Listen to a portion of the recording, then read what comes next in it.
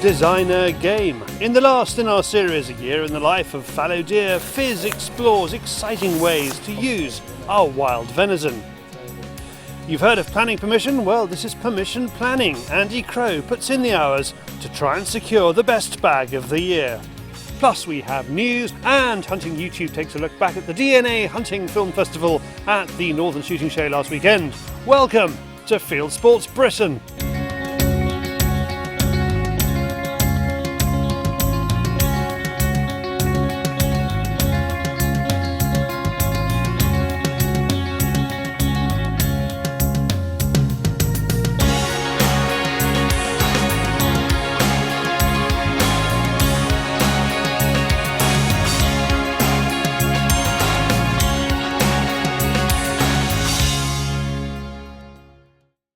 Pig's life.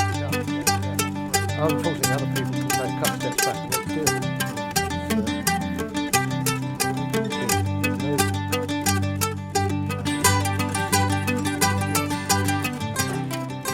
it. It's a meeting of minds and meats.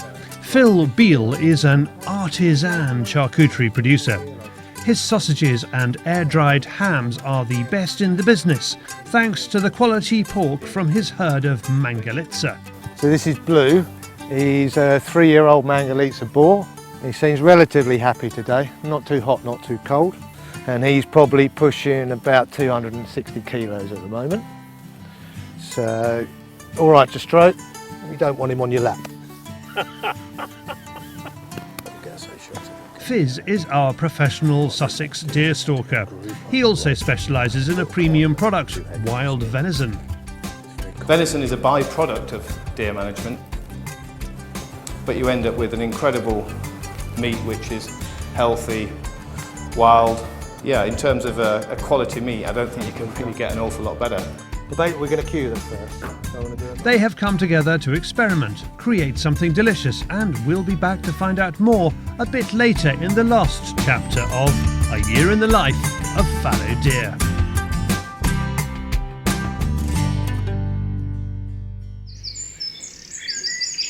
First things first, we need to find our venison. The pigs are sort of a sure thing. There are just a few days before the end of the fallow buck season, but this stalk is different to all the others. This is personal. This is the last couple of days of the fallow season, and this is a freezer filling stalking session.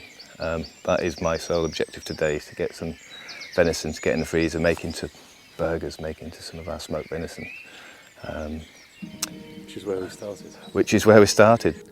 He may have shot and processed hundreds of deer since we first joined him at the pre-season barbecue, but anything that falls today is destined for the same fire bowl, and then some. Luckily, we come across a likely lad within a few hundred yards from where we parked up. The good-sized young buck is perfect, but a shot would not be. That is a brilliant day. There's some more there in front of us. Just stay still. Almost got ourselves a little bit snookered there. Come round this corner and there's a fallow pricking on the hedge line, which you can't take a shot at because it's not a safe shot. It's only got a hedge behind it. And then there's another group of about 4 or 5 just came up from down in the valley up towards it, so we just got to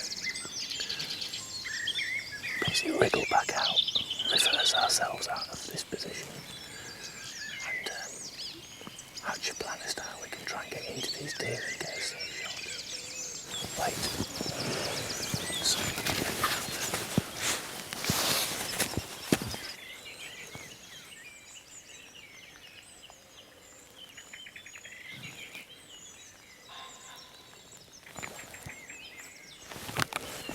Hold on.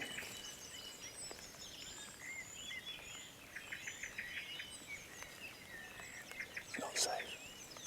Phis has to wait until he knows it's safe.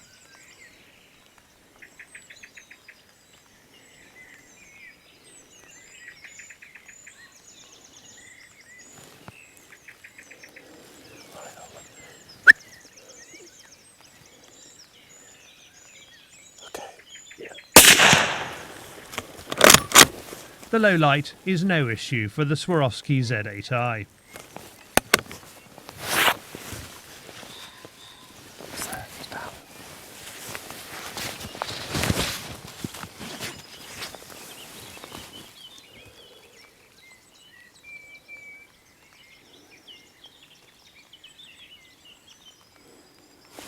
Yeah, it's down that one, David.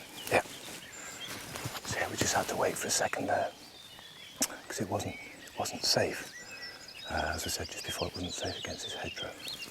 It's moved just down here. It's come, just managed to. It stopped naturally to have a look. And it was just about to go, and it stopped again, just with a safe bit of bank behind it. So managed to get a shot on it, and it's down. So yeah, at least the freezer's not going to be totally empty over the summer months now. He really is an absolute belter. Now, when the word of the moment in the food industry is provenance, it doesn't get better than this. We have our wild venison and we know exactly where it comes from. From a venison point of view, that's absolutely bang on. Get some really nice loins, get some steak, some smoked venison out the haunch muscles. What we do is the rest of it, this tends to go into burgers, and we also make venison chorizo. But yeah, no, happy with that as an animal for the freezer. That's really good. We'll just quickly unload the gun and bleed that out before we do anything else. When we first spotted the deer, it wasn't safe because it stood against the hedge.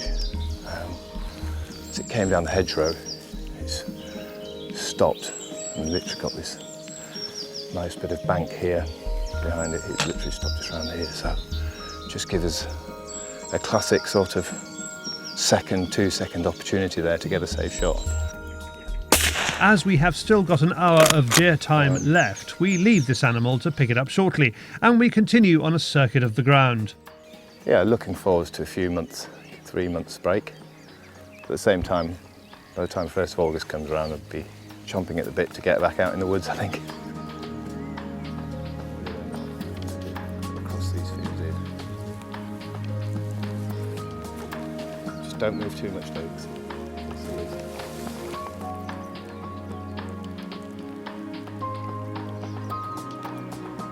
The lead deer, there's a doe. There's a couple of bucks behind, 3 bucks behind.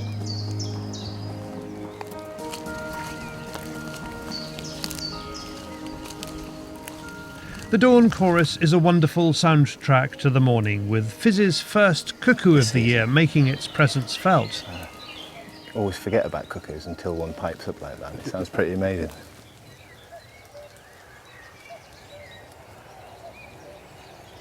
Certainly not too jaded by his journey, so it sounds pretty loud.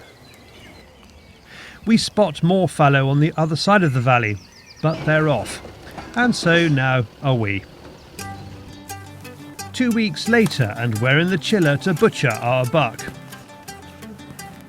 Trends are changing. The days of game being hung for a month or more, I think, are long gone. And I think it's also that's a move, partly moving away from this sort of game being strong tasting, which I think is something which over the past has often has put people off, particularly people who maybe would try it, have this idea that game's very strong, venison's very strong, which it's not.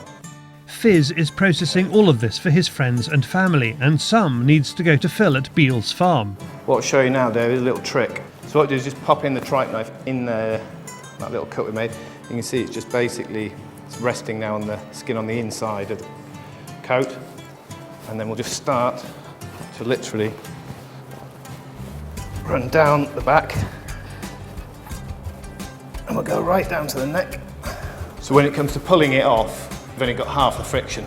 If you're trying to do it like we are without any kind of mechanical aid, it just makes it a lot quicker. This is the moment of truth. You can lay this down on a table. I personally quite like to do it hanging up because it gives you, it's easier to basically work around it rather than having to kind of toss it from one side to the next on the table. The key thing is to follow the bone. That's just the basic, what we call primal cuts, and that's taken us, what, about 30 minutes, something like that. I've actually broken a bit of a sweat. Normally takes me 35.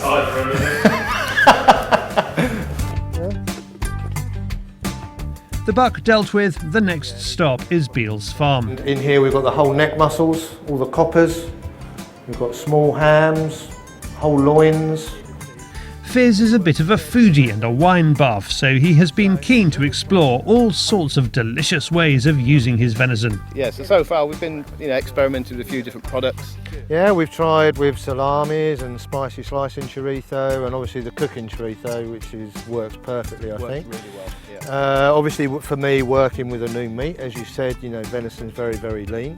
So it's finding how to layer the flavours and how to get it all balanced out. I think we're going in the right direction. So these were just drip dry up here. Over the last 12 months, he's worked with Phil to develop products to bring to market. Want to know more? Watch this space. This is not about high-volume food production. It's science and art combined to produce an exceptional air-dried sausage or piece of meat.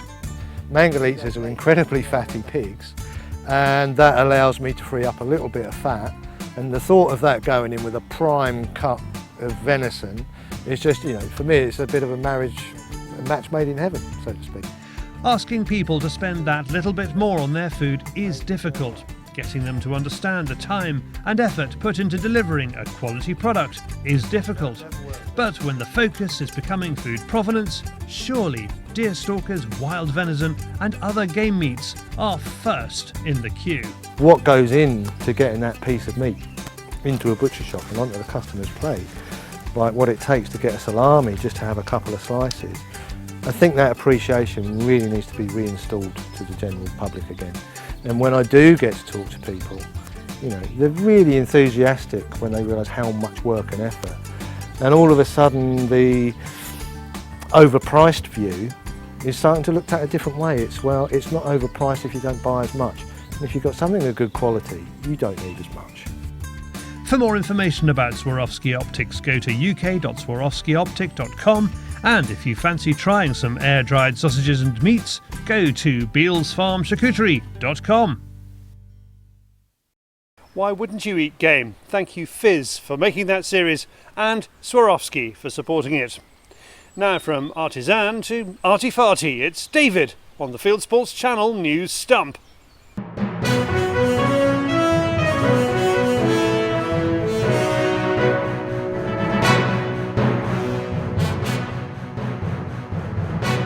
This is Fieldsports Channel News. Ramblers in the Angus Glens got a shock when 21 gamekeepers reached the top of a hill and stripped down 2 pink mankinis. The Angus gamekeepers reached the top of 3,000-foot Mount Keene on a fundraiser for cancer research, which raised £5,000. Wife of local gamekeeper Samantha Anand and her sister Vicky Smart lost both parents to cancer, and the pair have now raised £20,000 for charity. Next, an osprey killer the Antis approve of. We hope that people won't think of the pine marten as any kind of a villain. The Woodland Trust posted this video of an osprey losing its eggs to a pine marten. A Woodland Trust spokesman had to explain to viewers that this is normal behaviour for pine martens. One of Africa's non-hunting nations is reacting to its wildlife crisis by introducing the death penalty for poachers. Kenya's Tourism and Wildlife Minister Najib Balala says the tough new measure will be fast-tracked into law.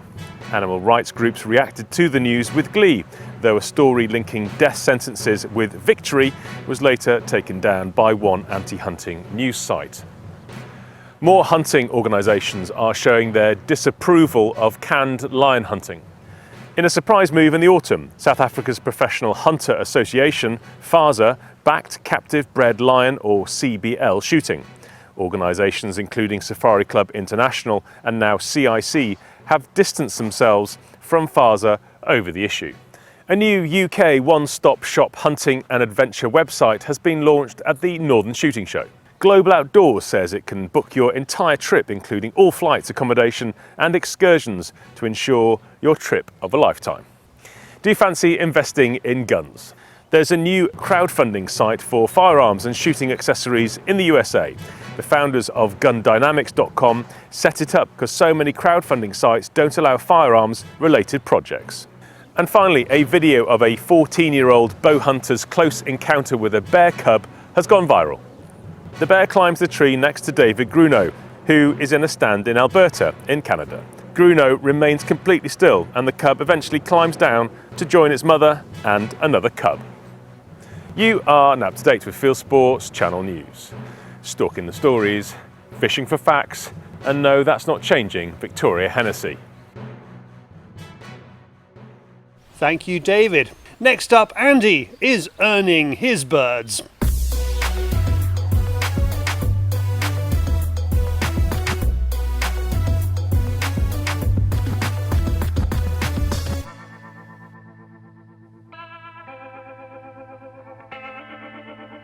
It's no day for shooting pigeons, but it's a good day to think about shooting pigeons.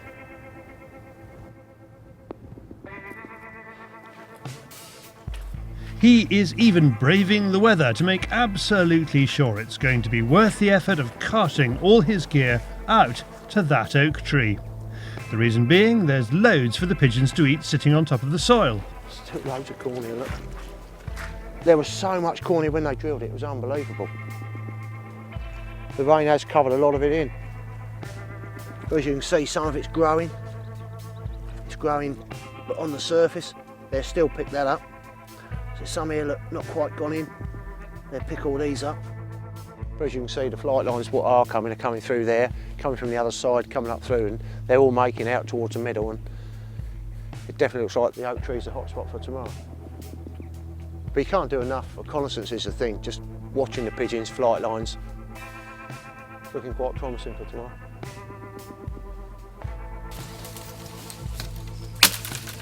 Mystic Crow is on the money, but he's going to have to keep his cool as there's work to be done to get his hide and all his kit in the right place. Cameraman Jason offers some assistance. Jason's just kindly given me a strap so I can carry everything, and you don't have to carry anything. So I can strap that over my back along with everything else. Cheers, Jason. Saves me carrying the strap. There's no flies on you, is there? You're the young David in the making, you are. It's a tough slog with half a forest on your back across a muddy field. Maybe he's covering his tracks. A field that yesterday was covered in birds is now a pigeon desert, and the position of the hide is not ideal. Andy has a few issues to manage. A lot of the pigeons are going to come through. You can see that bit of a gap there. That's a good place to set over there, but it's close to the railway line. Got the dog. Just don't want to have the dog near the railway line. This is a better place anyway. Out in the middle, we've got this tree. As we saw yesterday, it was wet yesterday, but we still see quite a lot of pigeons making through the middle of the field, and this is just about in the middle of the field. So I'm going to make the hide just here somewhere, right the way round. Have the pattern out here so that if it stays where it is now, they're going to come through there. But if the wind changes, I should just move the pattern around so they come around this side. I'll shoot them coming round. We've got a house right down in the very bottom corner here, but that won't be a problem. I know where that is, and I'll just build the hide up that side so we don't shoot down towards it. But you look at the field now and you think, is it worth setting up? There's not a crow, there's not a pigeon. We've seen probably a couple of pigeons since we've been here. They've got out the trees and that's it. You think, well, is it worth setting up? But this time of year, we're here early. It's 11:30, 11:45. Be another hour or so before they really start moving. We've got here early to give us time to carry all the stuff over here that we need, hide and like branches and that. And it's quite a drag across there. So we've carried everything across there and just get everything set up so that we're not rush with pigeons coming round us. So be nice and relaxed, give us a chance to chill out a bit before they start moving. Even the old dog's chilling out, she ain't done nothing yet. The pigeons may know that there's food to be had here, but Andy still needs to encourage them into Blaser F-16 territory. These are some decoys that I've been given from UK Shoot Warehouse. As you can see, they really are light. They're real light blue. They're small, not that's a problem, but they're real light blue. So, and on this drill, as you can see, they really do show up. So I'll just stick 10 or a dozen of them out, just so that we get a few, and once we've got a few real ones, we'll stick them out because there's nothing better than the real pigeon.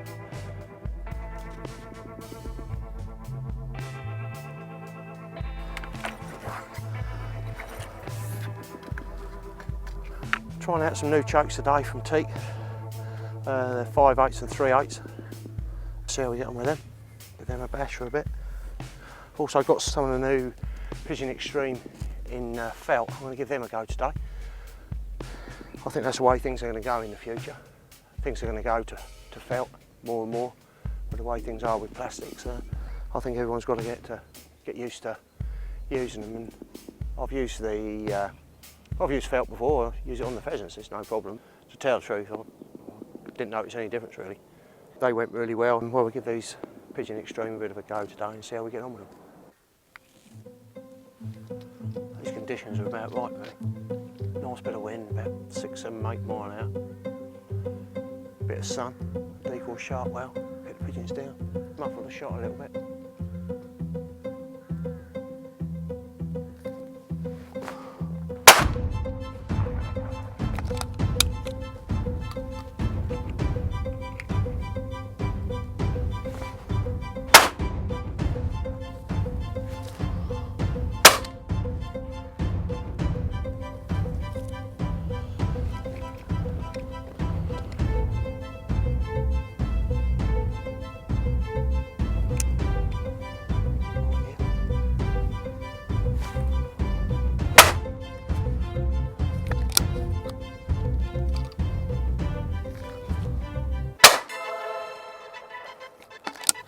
From the first few pigeons that stray into striking distance, there's no doubt the fibre wad delivers the load to the right spot. Yeah, I was happy with that one.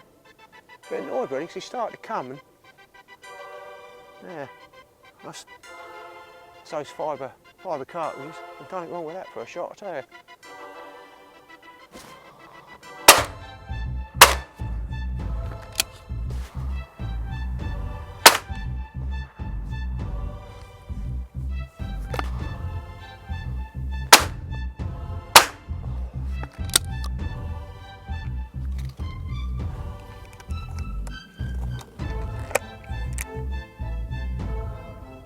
Out in front on the decoys.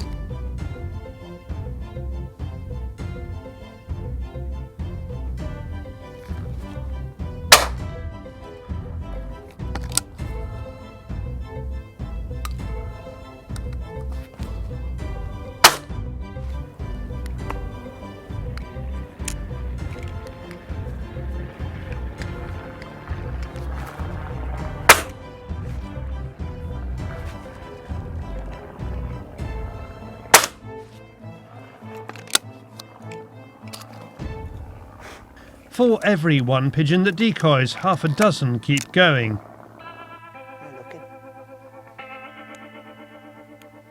4 more just gone through there, right over, well over them. Crow had hoped for the best day of the year on this drilling, but the pigeons have other ideas. That pigeon come right round, almost coming to the whirly, went back out here.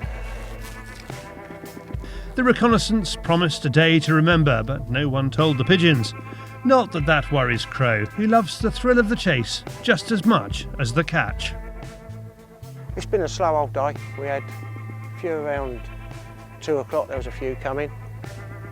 But then the last hour or so we've shot quite a few, shot 20 odd. So it's been a bit slow. We watched it yesterday and in the rain and they were coming to it quite hard. So I thought, well, if they're coming to it in the rain, they'll definitely come to it when it's dry, and there's a lot of grub here still. hell of a lot of food. But we've had a nice day today, and we'll probably do the same again in a couple of days' time.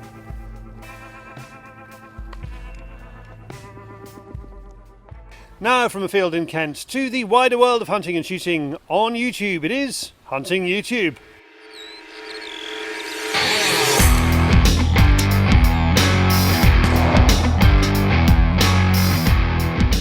This is Hunting YouTube, which aims to show the best hunting and shooting videos that YouTube has to offer. We start this week with winners of the DNA Hunting Film Festival at the Northern Shooting Show last week, and top prize of £5,000 goes to Danish YouTuber Ulrik Orskov for a sambar hunting film. He wins the amateur category, sponsored by Minox. £3,000 goes to Simon Whitehead of Pakefield Ferrets for this film, which shows rabbiting the old way, including cookery. South African Robbie Kruger wins £1,000 cash prizes provided by MOTV. Robbie is making a series about why people hunt called Blood Origins, and this is episode 1. Zauer sponsored the professional category at DNA, and winner is this film, Sea to Summit by Nordica Outdoors, Pretot Hunting and Footprint Media. The story of 4 guys who do a hunt swap, Eider's on the Danish coast to the top of the Swiss Alps hunting chamois. This film also won the recent Monocular Video Award for Best Hunting Film. Away from the glamour of Harrogate, plenty of good hunting films on YouTube this week. Jonas Tillmans from the Auf der Persch channel sends me this about the start of the roebuck hunting season. Robin Foxer puts up a few weeks worth of rabbit and fox lamping with his ticker night sight best fox call combo, including a top tip for using one NV unit on several rifle scopes. Now this is truly weird but compelling. On a hunting trip to Africa, Tim Wells, bow hunter, is attaching cameras to his arrows. Lots is said about how it doesn't help accuracy, but plenty of people in favour too. You be the judge. And finally, German magazine Wild und Hunt has a good idea, a road movie tour of Germany's favourite hunters. It's in German and explains the variety of hunting on offer in the glorious German countryside. Just out, this is day 13. That's it for this week. I've put all these films into a playlist for you. Click on the I symbol top right or check this film's description. If you have a YouTube film you would like us to pop into the weekly top 8, email me the link, charlie@fieldsportschannel.tv. Well, that's it for this week. If you haven't done so already, please pop over to our website, fieldsportschannel.tv, where you can click to like us, follow us, and subscribe to us on YouTube, Facebook, Instagram, and Twitter. And best of all, pop your email address into our register page, and we'll contact you about this show, Field Sports Britain. It's at 7 p.m. UK time every Wednesday. And this has been Field Sports Britain. Good hunting, good shooting, good fishing, goodbye. And if you happen to be a Field Sports Channel viewer who's getting married on Saturday, all the best for your wedding, sir.